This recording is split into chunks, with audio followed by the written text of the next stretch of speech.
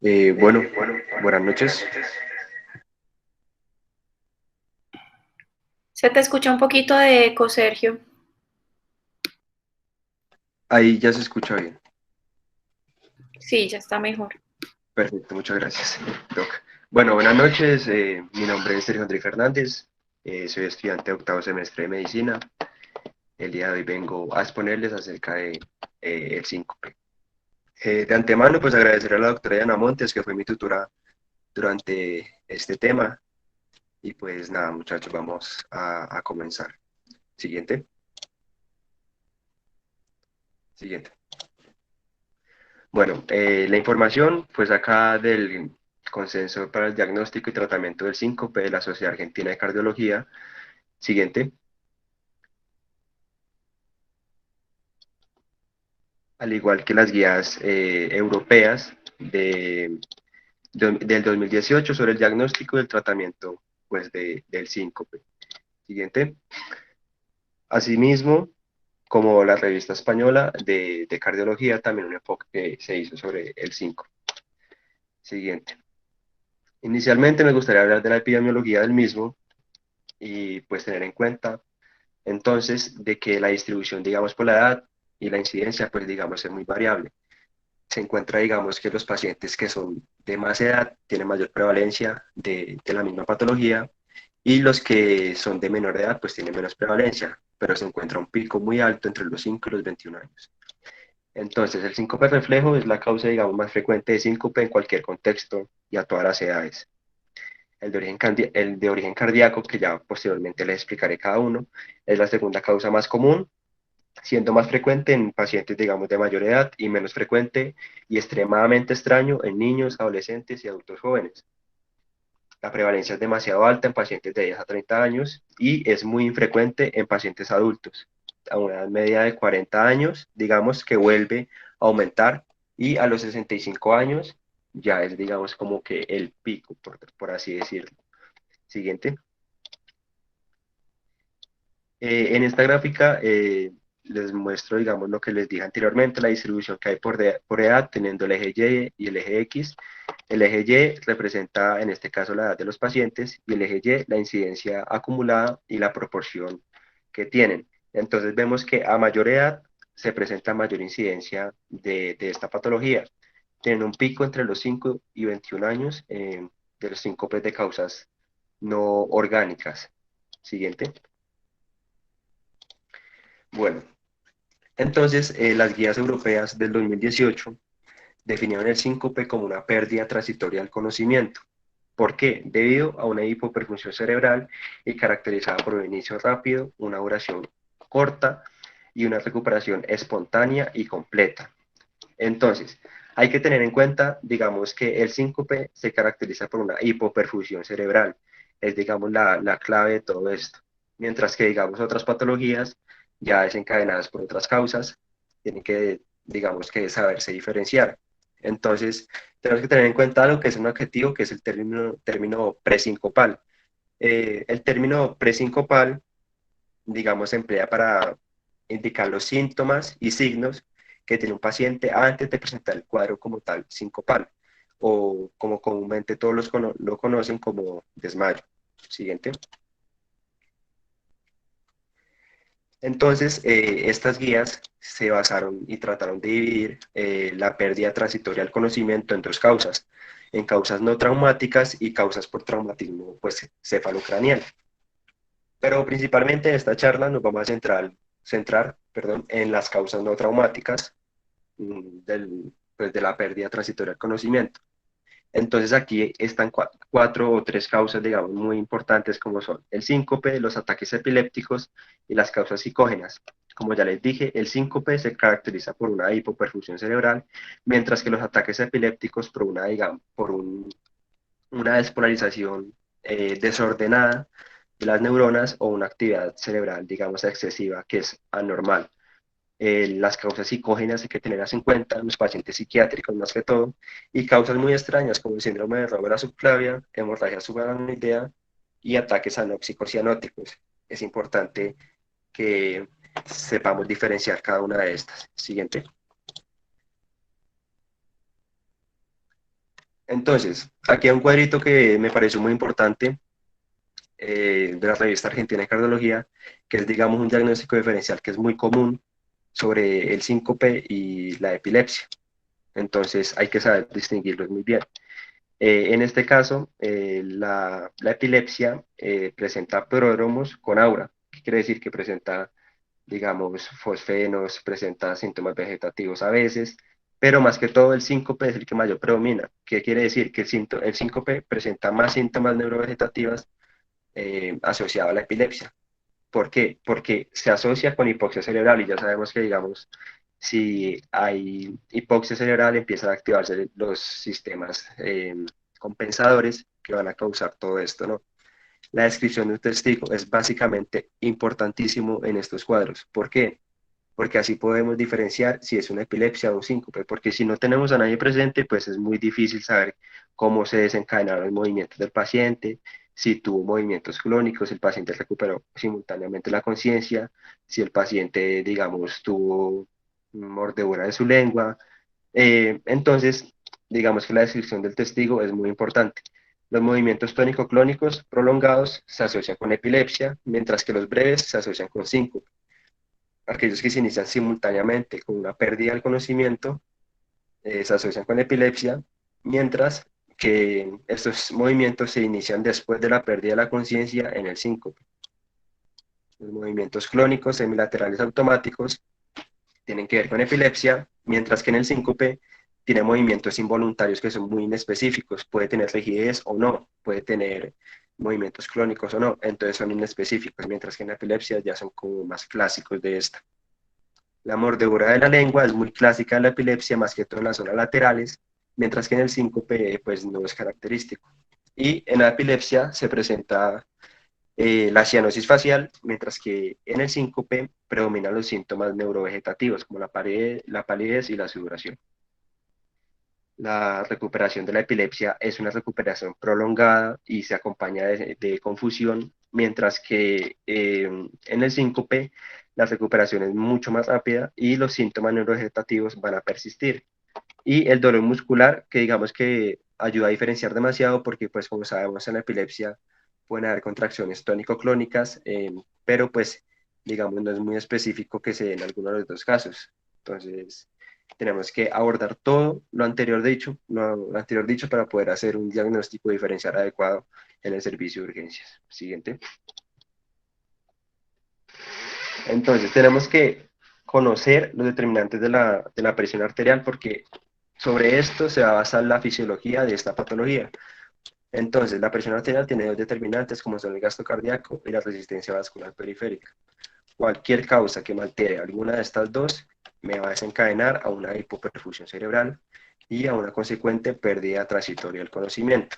Entonces, las causas de gasto cardíaco bajo las podemos definir en cuatro causas, mientras que las causas de resistencia periférica baja vamos a definirlas en tres. Entonces, causas de bajo cardíaco bajas, vamos a tener la bradicardia refleja, las causas cardiovasculares, como las son las arritmias, enfermedad estructural, embolias y la hipertensión pulmonar, así como cualquier otra causa cardiovascular. No solamente son estas, pero pues por mencionarlas. También vamos a tener un retorno venoso inadecuado, como lo ven en la parte derecha, y una incompetencia cronotrópica. Recordemos que el cronotropismo se encarga del ritmo cardíaco, e inotrópica, que es la fuerza de contracción pues, del músculo cardíaco. Y las causas de la resistencia vascular periférica baja, vamos a tener tres, que son la reducción de la actividad refleja, el fallo funcional y el fallo estructural del sistema nervioso autónomo. Siguiente. Entonces, la clasificación y fisiopatología del síncope. Entonces, vamos a dividir el síncope en tres causas principalmente, que son el síncope reflejo, un neuromediado, el síncope de hipotensión ortostática y el síncope de origen cardíaco. Y ahorita les hablaré de cada uno y sus causas específicamente. Siguiente. Entonces, como lo vemos en esta gráfica, en el círculo de la mitad predomina la presión arterial baja y la hipoperfusión cerebral, Esto es lo que me desencadena como tal el síncope. Cualquiera, cual sea la causa, me puede desencadenar esto y pues llevar, como ya les dije, pues a la pérdida transitoria del conocimiento, ya sea por un bajo gasto cardíaco o por una baja resistencia vascular periférica. Siguiente. Entonces, pensando a hablar como tal del reflejo, del síncope reflejo neuromediado, como tal se define como una falla transitoria de los mecanismos autonómicos que se encargan, digamos, del control cardiovascular, y se va a caracterizar porque el paciente presenta bradicardia, hipotensión arterial y pues apnea. Tenemos que, digamos que, subdividirlo o clasificarlo en tres principales subgrupos.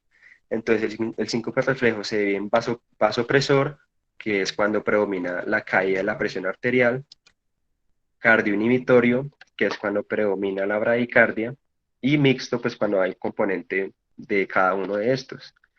Todo esto pues desencadena un reflejo inadecuado, una consecuente baja en la presión arterial y pues en la pérdida transitoria del conocimiento. Este tipo de síncope predomina mucho sobre las otras formas de síncope y es muy frecuente en la edad juvenil, con un predominio en mujeres entre 10 y los 30 años. A su vez, se va a subdividir el síncope reflejo o neuromediado en tres grupitos, que son vasovagal, situacional o síndrome del seno carotídeo.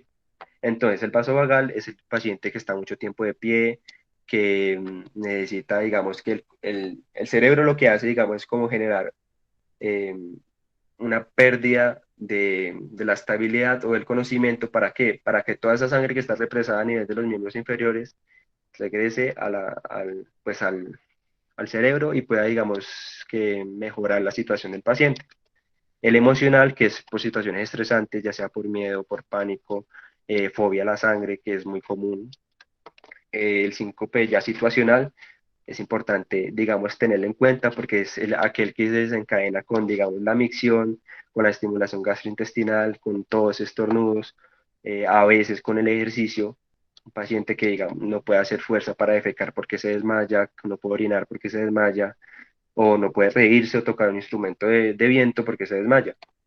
Y el síndrome del seno carotídeo, que ya es extremadamente, digamos, extraño, pero pues hay que tenerlo en cuenta porque pues se caracteriza principalmente por un estímulo del seno carotídeo inadecuado que lleva pues al síncope. Siguiente. El síncope ortostático, en este caso, pues primero tenemos que definir qué es la hipotensión ortostática, ¿no? La hipotensión ortostática se define como una pérdida, digamos, un descenso de la presión arterial, perdón, sistólica mayor de 20 milímetros de mercurio o de la diastólica mayor a 10 dentro de los 3 minutos de la prueba del ortostatismo activo. ¿Cuál es esta prueba?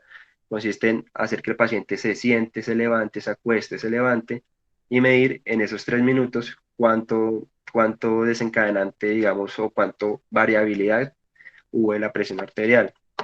Hay que tener en cuenta que hay muchas manifestaciones de esta hipotensión que pues no se manifiestan, perdón, valga la redundancia, dentro de los 3 primeros minutos, sino que se denominan, digamos, hipotensión ortostática retardada o tardía. Entonces, en este caso, ya la disfunción autonómica ya es menor, pero pues es importante tenerlo en cuenta que no solamente en esos 3 minutos va a presentar caída de la presión arterial, sino que puede desencadenarse en los minutos posteriores. Entonces, como ya lo dije, pues es una alteración del sistema nervioso autónomo que va a llevar a una vasoconstricción arterial deficiente. Puede ser causado por hipovolemia, uso de medicamentos, y sus síntomas son mareo, falta de concentración y posteriormente pues el síncope. A su vez, tenemos que subdividirlo como también subdividimos el reflejo. El de la hipotensión ortostática podemos clasificarlo en inducido por fármacos. Es muy frecuente, es el más frecuente de hipotensión ortostática. ¿Por qué? Pacientes que vienen manejados para su hipertensión y vienen mal manejados, digamos, farmacológicamente, que le dan mucha dosis, que tiene mal dosis de IECA, mal dosis de beta bloqueador, mal dosis de calcio antagonista, puede llevar, digamos, o diuréticos, pues cualquier que sea el fármaco que cause descenso de la presión arterial, me va a desencadenar una hipotensión ortostática y posteriormente el síncope. Una depresión del volumen muy importante, una hemorragia, una diarrea, vómitos prolongados del paciente también me puede desencadenar síncopes, una disfunción autonómica primaria o secundaria.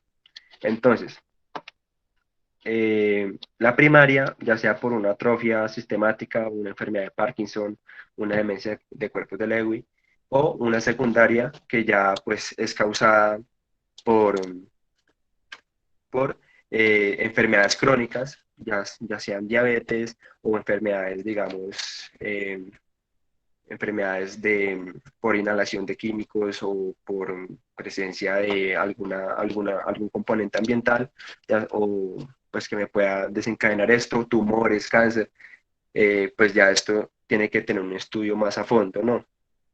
Siguiente. Bueno, en cuanto al síncope cardíaco, acá vemos en la parte derecha que se divide en el síncope cardíaco arrítmico, estructural cardíaco y pues ya otros.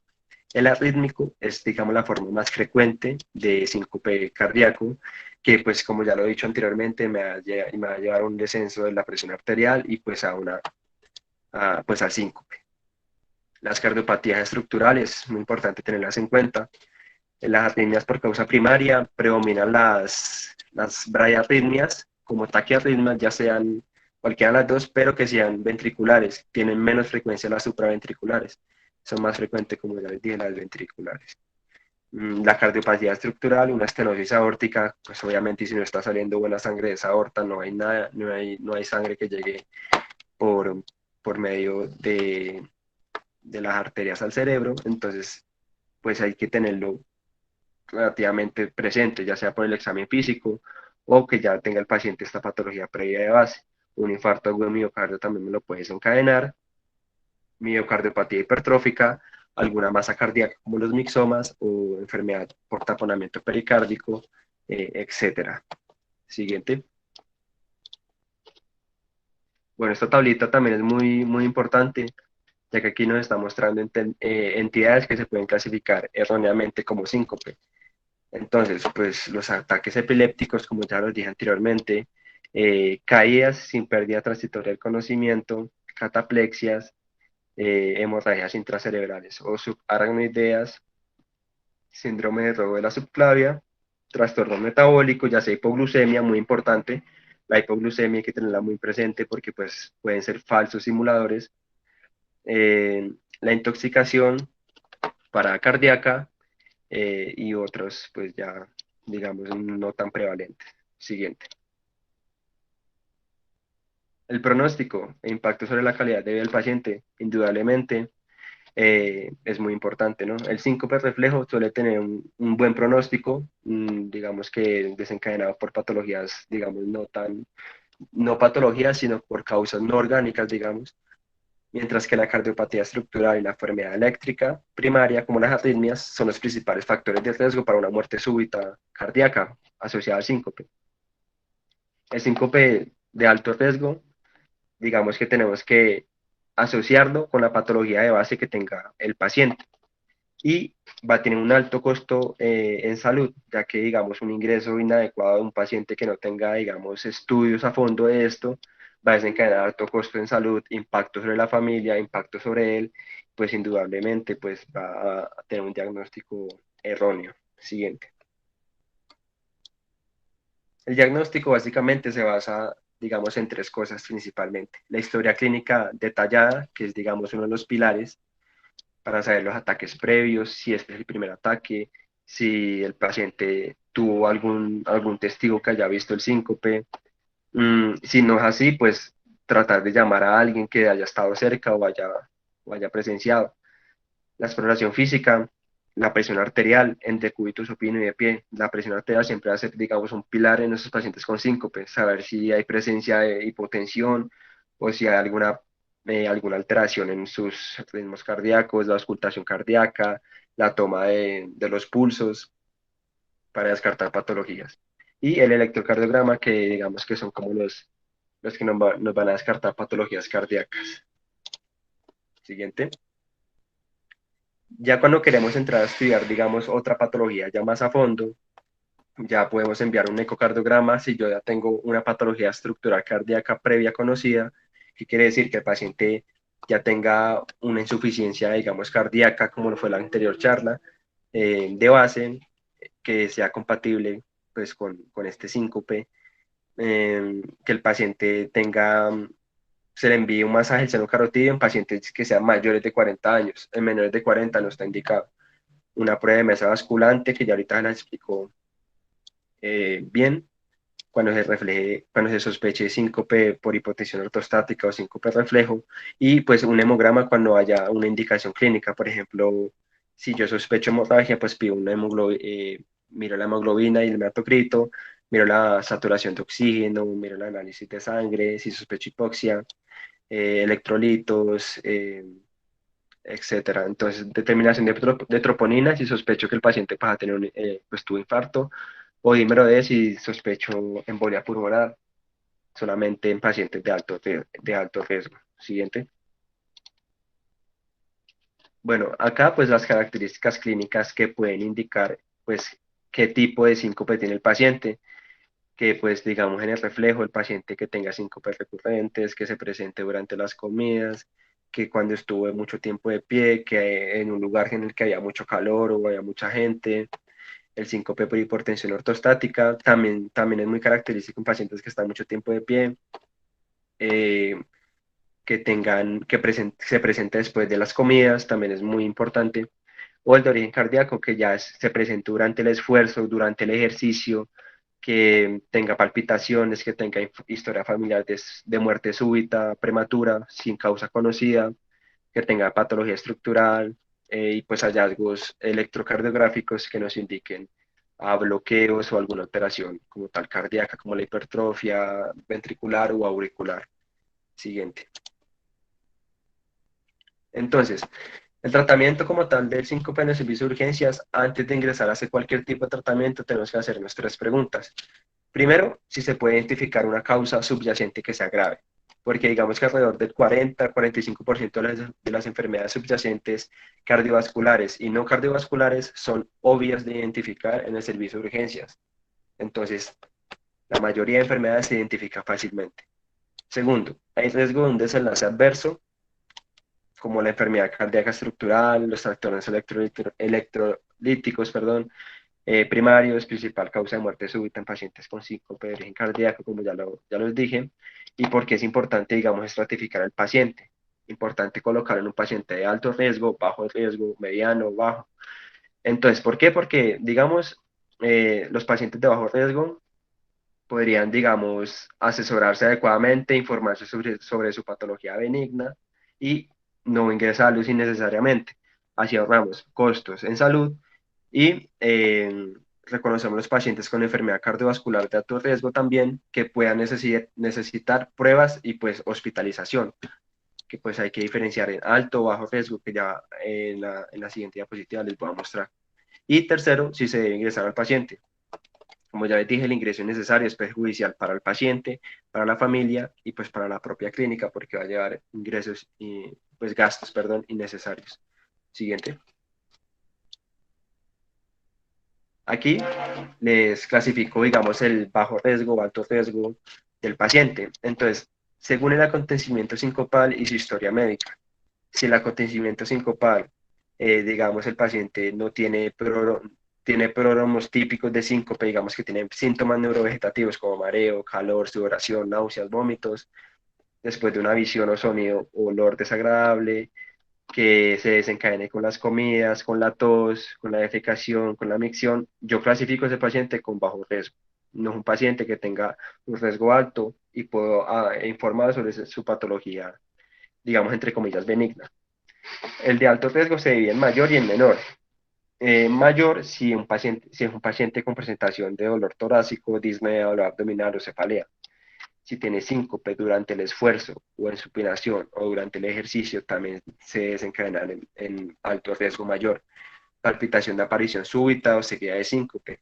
O menor, solo si se asocia con menor, perdón, solo si no tiene síntomas previos o pródromos, si tiene historia familiar de muerte súbita o síncope en sedestación. Según la historia familiar, también lo clasifico en bajo o alto riesgo.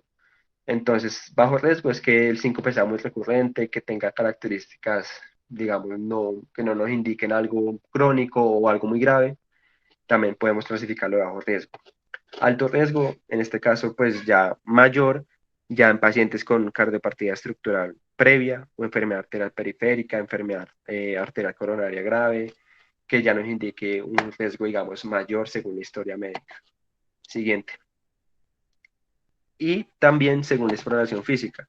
Según la exploración física, si es bajo riesgo si el examen físico está normal, o alto riesgo si el paciente tiene una presión arterial sistólica menor a 90, en el servicio de urgencias en una causa conocida, si tiene sospecha de sangrado gastrointestinal, si tiene bradicardia persistente, un soplo sistólico sin diagnosticar. Eso es un paciente con alto riesgo en este caso y debe ser ingresado. Siguiente. Entonces, según yo clasifique al paciente en bajo, alto riesgo, puedo decir qué hacer. Si el paciente tiene características de bajo riesgo, lo que yo voy a hacer con él es puede recibir de alta directamente o si es muy persistente los síntomas, pues tiene que remitirse a observación y para hacer otros estudios posteriores.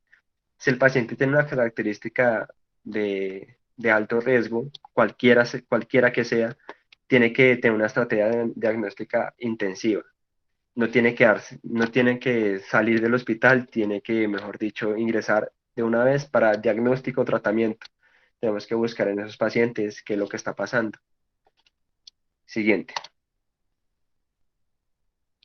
Entonces, en cuanto a las pruebas diagnósticas, como ya los dije, el masaje del seno carotidio se utiliza en pacientes mayores de 40 años, pero digamos que no es, digamos, muy indicada. ¿Por qué? Porque estos pacientes pueden tener ya sea un trombo en la arteria carótida que nos desencadene una complicación que es más frecuente neurológica como una ACV.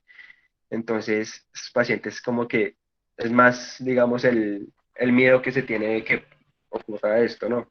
Entonces, el masaje del seno carotídeo, podemos decir, o digamos, buscar una hipersensibilidad del seno carotídeo, que es cuando una pausa ventricular de más de 3 o más segundos, o una caída de la presión arterial sistólica mayor de 50 milímetros de mercurio. Eh, los síntomas tienen que ser espontáneos. Apenas yo haga el masaje del seno carotídeo, el paciente tiene que empezar con síntomas presincopales o neurovegetativos. Siguiente. Tenemos otras pruebas para la parte ortostática, como lo son la prueba de ortostatismo activo y la mesa basculante. El ortostatismo activo pues busca analizar la presión arterial y la frecuencia, haciendo que el paciente se levante, se siente, como pues ya los mencioné anteriormente. La prueba de la mesa basculante utiliza nitroglicerina sublingual, que ya ahorita les muestro una foto de un paciente que está en esta prueba, y se usa después de una fase de 20 minutos en medicación y la prueba de isoprotenerol intravenoso a dosis bajas, que digamos, pues ya esto es un manejo más especializado, ¿no? Tenemos las pruebas básicas de la función autonómica, como la maniobra de Valsalva, respiración profunda y el monitoreo ambulatorio de la presión arterial. Es importante buscar en pacientes que tengan patrón no dipping, esos pacientes que no descienda la presión arterial durante las noches. Sabemos que es normal que descienda en las noches, pero estos pacientes no presentan este descenso, entonces ahí inicio con un monitoreo ambulatorio para buscar la causa del síncope. La monitorización electrocardiográfica, invasiva o no invasiva, ya depende de la patología del paciente. Si yo sospecho causa cardíaca, pues la envío.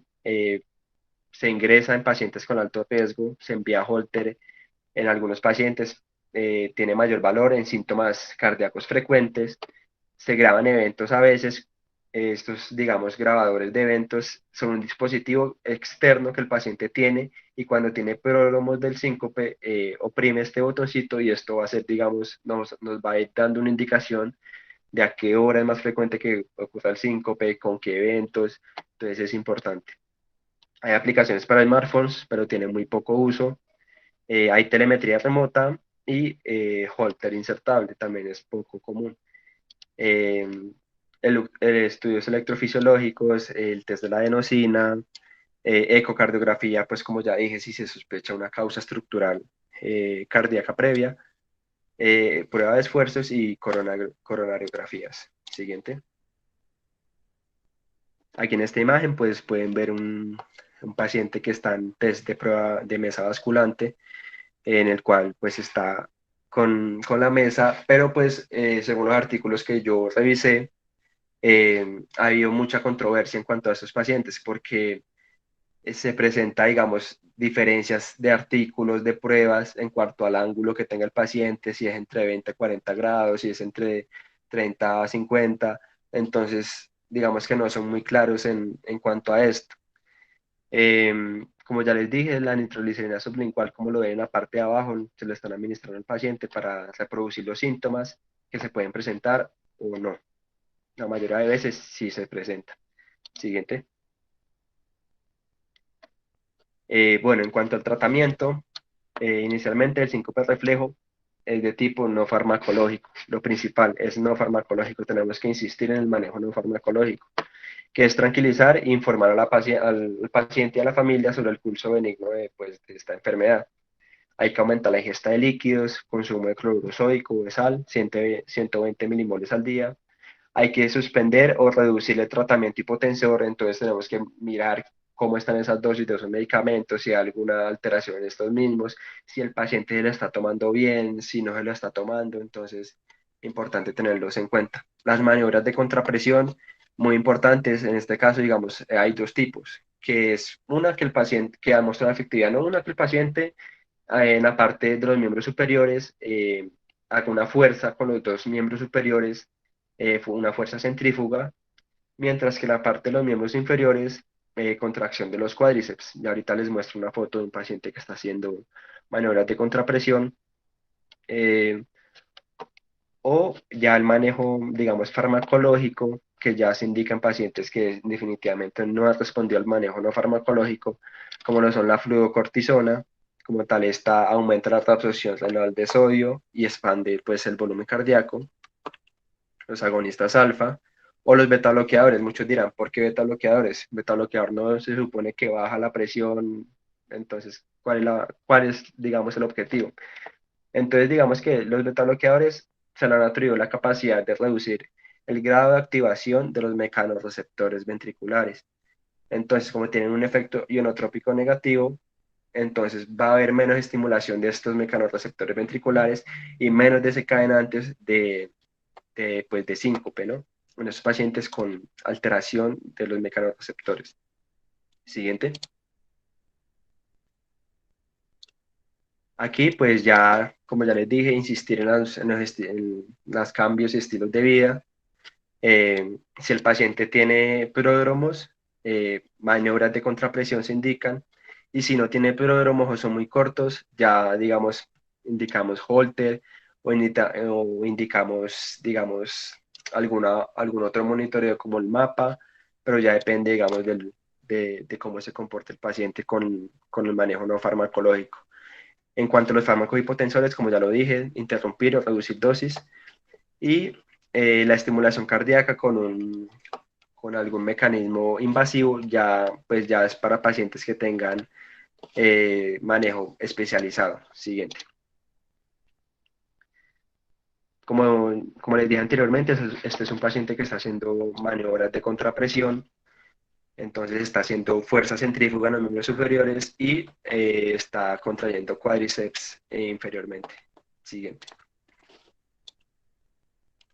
Tratamiento para la hipertensión ortostática. De nuevo, insistir en los estilos de vida. Hidratación, ingesta de salud adecuada, interrupción del tratamiento vasoactivo, las maniobras de contrapresión. Hay otras medidas que son como la compresión abdominal y las medidas compresivas que también son muy indicadas en estos pacientes que han mostrado una buena efectividad.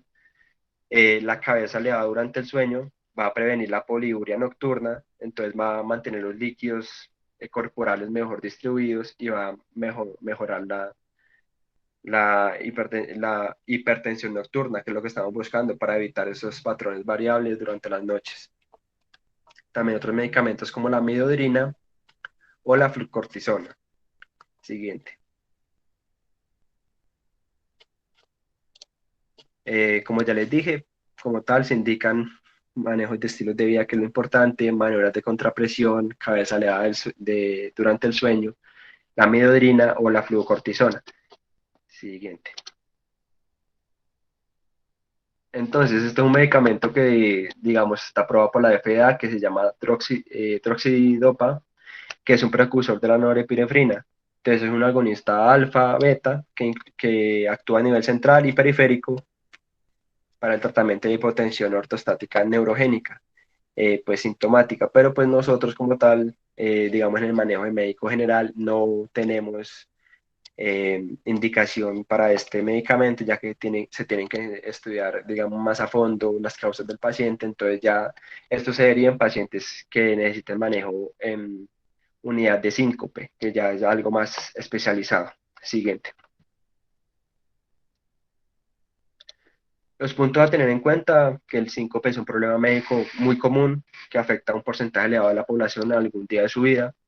Puede tener una evolución benigna, pero también puede ser causa de lesiones muy serias o se puede relacionar con eventos cardíacos letales. Entonces, como ya al principio de la diapositiva les mencioné, la población que presenta síncope es muy heterogénea, varía en su edad, varía en el pronóstico que van a tener, varía en su causa, entonces varía en sus comorbilidades, entonces es algo como que no tenemos claro, pues no se tiene claro como tal qué manejo se tiene que hacer a tal paciente de tal a tal edad, porque es muy variable, entonces depende mucho de la edad del paciente, de su manejo, de su patología de base, de cómo esté manejado, pues de todo. Siguiente. Y pues ya como a modo de conclusión, es pues tiene muchas causas, ¿no? Neurológicas, cardiovasculares, metabólicas. Entonces, como tal, en muchos casos se requiere la intervención de más de un especialista que esté evaluando cada una de las causas, pues, de este paciente. Los mecanismos fisiopatológicos más importantes son la disminución brusca de la tensión arterial, que causa la caída del volumen minuto y los trastornos metabólicos. La ausencia de un enfoque sistemático va a generar mayores costos sanitarios, mayores hospitalizaciones innecesarias, procedimientos diagnósticos incorrectos, mayor estancia hospitalaria, menor tasa de diagnóstico. Entonces, como que inicialmente saber si tengo que no o ingresar a un paciente. Entonces tengo que mirar todo el paciente para saber si lo estoy ingresando justamente, con justa causa, o pues es innecesario. Y pues en el servicio de urgencias es muy importante la historia clínica detallada. Digamos que la piedra angular del diagnóstico del síncope, saber todo sobre su síncope, un antecedente familiar, un antecedente patológico, una buena enfermedad actual que nos va a llevar, digamos, a un diagnóstico preciso. Siguiente. Bueno, entonces, pues digamos, para finalizar, por favor, pueden ir abriendo Kahoot. Eh, Ahorita les vamos a hacer un caso clínico. Básicamente, entonces, no sé si la doctora quiere hacer alguna intervención. Pues básicamente preguntarle si tienen, digamos, alguna duda en cuanto a la revisión antes de que pasemos al caso clínico.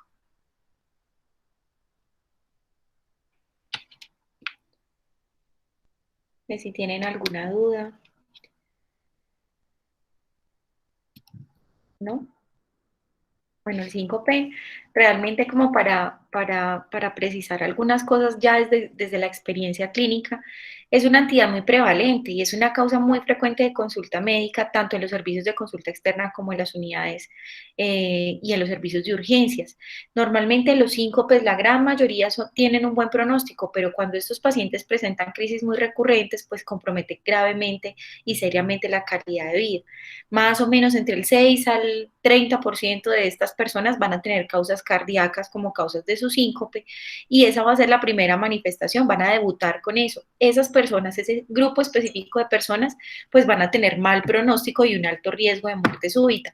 Por eso como que quisiera precisarles que a pesar de que hay muchos diagnósticos diferenciales, hay unos pacientes que tienen mayor riesgo, como aquellos pacientes que han tenido antecedentes de infartos, antecedentes de falla cardíaca, pacientes que han tenido episodios paroxísticos autolimitados o resueltos de manera farmacológica o eléctrica de taquicardias supraventriculares, los pacientes que alguna vez hayan tenido diagnóstico o que se les haya dicho que tenían bloqueos, bueno, bloqueos de rama, bloqueos auriculares. Y por supuesto los pacientes que tengan historia familiar de muerte súbita.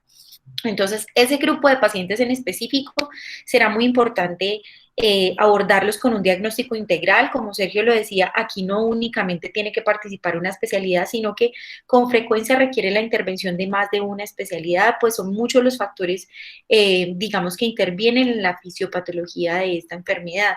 Esos pacientes que tienen ese grupo de riesgo, pues tendrán que ser mirados con muchísimo cuidado, sobre todo, por ejemplo, desde el abordaje de la consulta externa, porque con frecuencia vemos que las interacciones farmacológicas que tienen los pacientes, a veces incluso los pacientes que salen con reciente formulación por algún cuadro hospitalario en donde se mueve su formulación médica de base, son pacientes que tienen alto riesgo de desarrollar este tipo de síncopes por bradicardia, por hipotensión ortostática, por exceso de fármacos, por exceso de antihipertensivos. Entonces en ellos será muy importante hacer como una revisión muy juiciosa de lo que están tomando, de los antecedentes, de cómo venían regulando, digamos, su presión arterial y, por ejemplo, los pacientes, aquellos que están desde el servicio de consulta externa con una directriz o en el programa, por ejemplo, en los programas de manejo de cuidado cardiovascular, en estos pacientes se insiste muchísimo en cambios de hábito de vida, en cambios de hábitos saludables, y aquellos pacientes que se logran adherir a esos hábitos y a esos cambios de hábitos saludables son pacientes que incluso necesitan y requieren disminución en las dosis de antihipertensivos que consumen en el día a día. O sea que a veces eso pasa desapercibido, a veces vemos que en este sistema de salud en el que estamos, los pacientes no siempre logran ir con su mismo médico, entonces pasan de médico en médico y a veces ese tipo, digamos que de fluctuación en el manejo y en la revisión del paciente, pues no genera una continuidad que permita ser, que permita ser segura para el paciente. O sea que cuando ustedes tengan la oportunidad de tener estos pacientes en los servicios de consulta externa, más que todo, porque es allí donde se formula la mayor parte, por ejemplo, de los fármacos y se genera la mayor parte de los estudios para este tipo de presentación de enfermedad, pues se haga un examen muy juicioso, siempre se tenga claro, digamos, los antecedentes, la historia clínica, como Sergio lo decía, el examen físico será fundamental y hacer una revisión muy juiciosa de lo que el paciente viene tomando.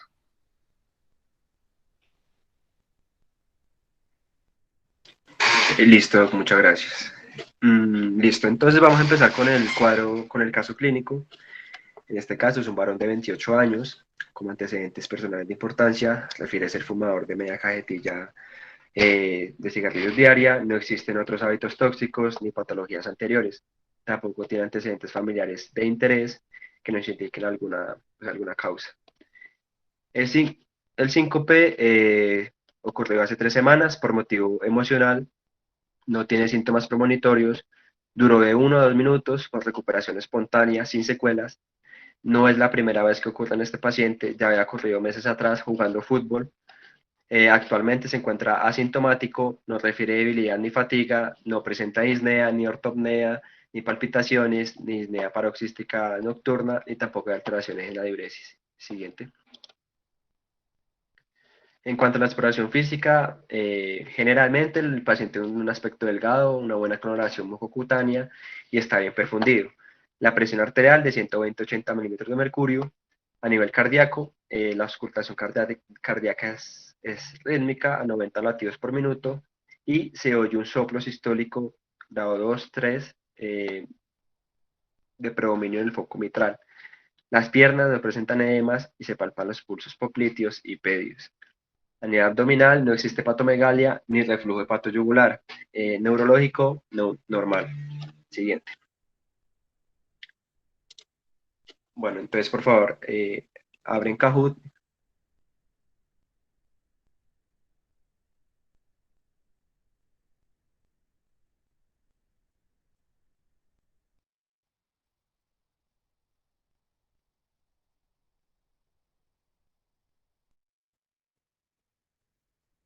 Ya les mostramos el código. Son tres preguntitas muy sencillas, la verdad, entonces, en base al caso y una preguntita en base a la exposición.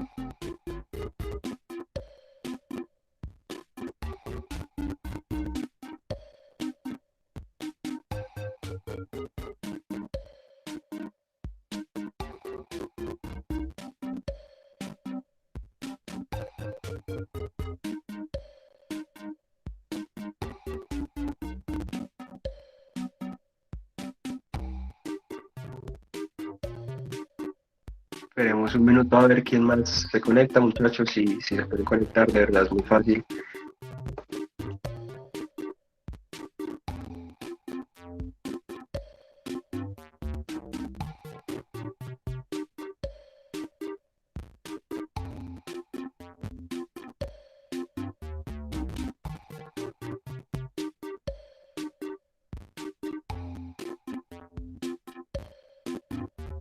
Bueno, demos inicio de una vez, por favor, para no alargar tanto la charla.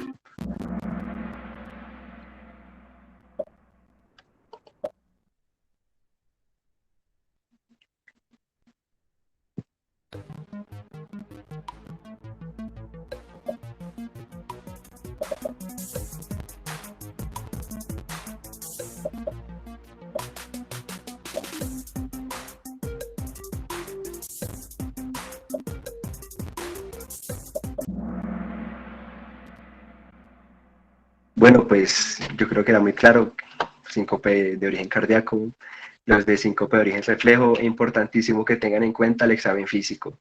El examen físico, el paciente presenta un soplo mitral, entonces digamos que predomina la causa más grave, en este caso una causa cardíaca, sobre una causa refleja.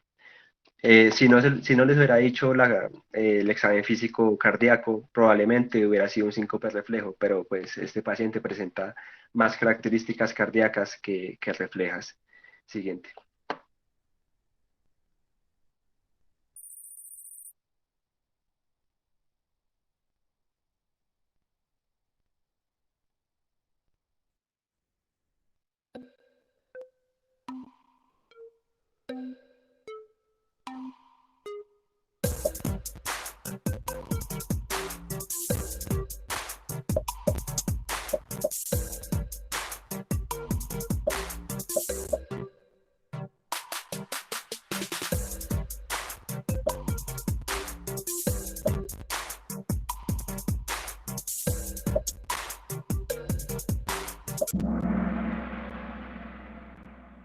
Bueno, para los que respondieron electrocardiograma, radiografía de tórax y hemograma, muy bien, pues es como la elección de nuestros pacientes inicialmente, si sospecho algo cardíaco, electro de una vez, una radiografía de tórax y pues el hemograma. Ahí yo complementaría también, Sergio, diciéndoles que recuerden que cada vez que tengan sospecha de patología estructural, pues tendrían que definir con un examen idealmente o inicialmente no invasivo como el ecocardiograma, descartar y evaluar la patología estructural, la condición estructural del corazón con un ecocardiograma.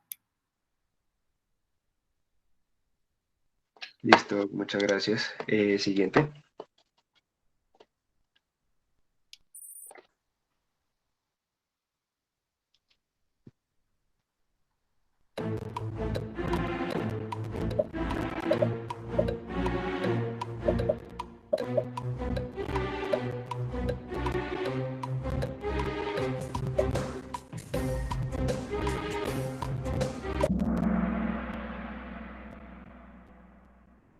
Bueno, pues indudablemente este paciente es un paciente de alto riesgo, una causa cardíaca, es un paciente que necesariamente necesita más estudios a fondo, como lo decía la doctora, el ecocardiograma.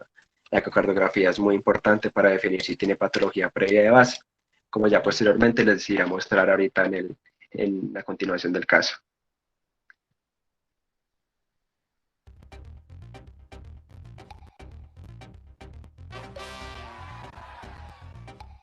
Bueno, felicitaciones a Daniela de Jackson y pues a quien quedó primero, que en este caso es Lu.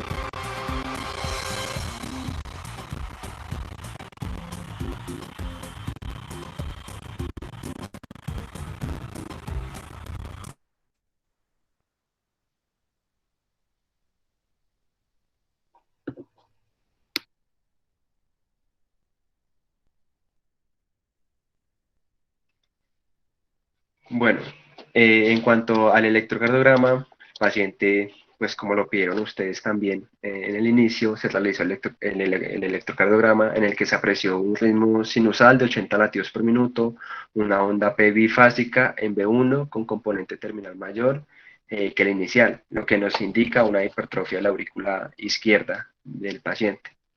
El eje QRS a la izquierda 0 grados, rotación posterior en el plano horizontal, y una duración del QRS de 160 milisegundos, perdón, indicativo de un trastorno de la conducción intraventricular con bloqueo completo de la rama izquierda, representado por la presencia de onda S ancha y profunda en precordiales derechas.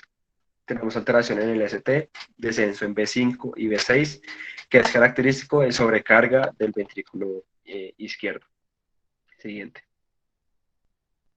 En este caso, pues no se aprecia muy bien el electrocardiograma, la verdad está muy, muy mala la imagen, pero pues con ojos de la fe, la verdad sí tiene una hipertrofia en la aurícula derecha, entonces créanme, por favor.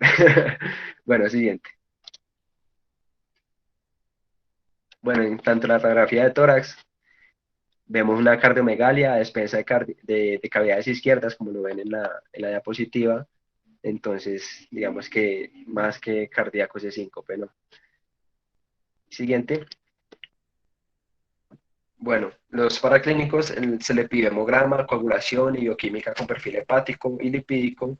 Se le pidió velocidad de sedimentación globular, troponinas, hormonas tiroideas, factor reumatoideo y anticuerpos antistreptolicina. Obviamente esto no lo vamos a tener en un primer nivel, ¿no? Pero pues alguno de estos sí, como un hemograma o una glicemia o una radiografía de tórax o inclusive el ecocardiograma. La proteína C reactiva se mostró, digamos, de 84,6 miligramos de cilitro, lo normal es que esté menor a 5, y el fibrinógeno derivado está en 874,9 miligramos de cilitro, lo normal es que esté entre 150 y 400, lo que nos indica una patología, digamos, en este caso, una injuria miocárdica que puede estar causando pues, el paciente. Ahí es muy importante, Sergio, tener en cuenta que como tú dices, eso no lo van a tener disponible en el primer nivel, pero sí tienen que saber que hay que estudiar al paciente y que hay que ampliarle estudios. O sea, esa sería una indicación clara de remisión, más en un paciente joven con estos hallazgos, con una cardiomegalia, con una dilatación de cavidades, es una clara indicación de tener que remitir el paciente para estudios complementarios. Gracias. Siguiente. Bueno, otros datos de este paciente, tu ergometría, la prueba de esfuerzo es clínicamente negativa y pues el electrocardiograma, perdón, no es valorable inicialmente. El consumo de oxígeno mostró, digamos, una clase funcional 2 de 4 según la NIJA, que nos indica que es algo funcionalmente, digamos, cardíaco sí o sí, porque pues ya tenemos el ecocardiograma, la radiografía de tórax, y según la NIJA está en 2.4, entonces pues este paciente indudablemente manejo más avanzado. El Holter que se le hizo mostró extrasístoles supraventriculares de alta densidad aisladas y en salvas, y extrasístoles ventriculares aisladas de alta densidad. En el ecocardiograma detectamos un ventrículo izquierdo muy dilatado con hipocontractibilidad generalizada, una disfunción sistólica grave y una fracción de eyección del 29%. Entonces este paciente tiene esa fracción de eyección baja, indudablemente, ¿no? Y nos muestra una insuficiencia mitral moderada. La prueba de la mesa basculante en este caso salió negativa con taquicardia sinusal. Bueno, pues eso fue todo. Si tienen alguna pregunta, por favor la hacen. Espero que pues haya sido entendible para todos.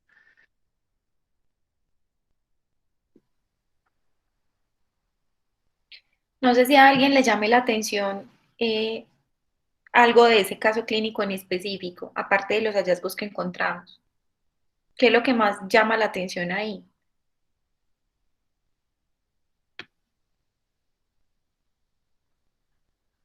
Pueden escribir o abrir el micrófono y contarnos.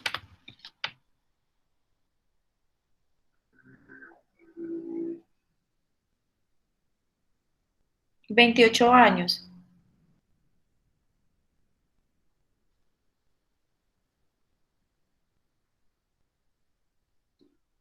la edad.